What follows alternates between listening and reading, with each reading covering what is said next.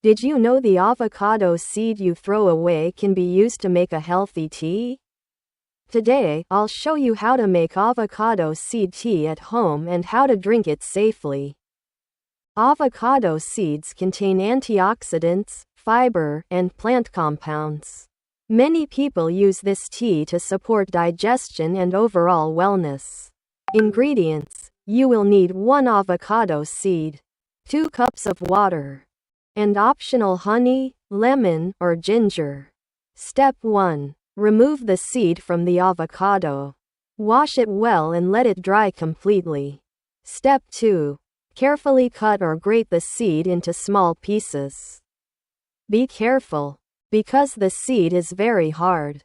Step 3. Bring 2 cups of water to a boil. Add the seed pieces and simmer for 10 to 15 minutes. The water will turn light pink or orange. Serving: strain the tea into a cup. Add honey, lemon, or ginger if desired. Safety tip: drink only 1 small cup per day. If you are pregnant or have medical conditions, consult your doctor first. Thanks for watching. If this video helped you, like, share, and subscribe for more natural health tips.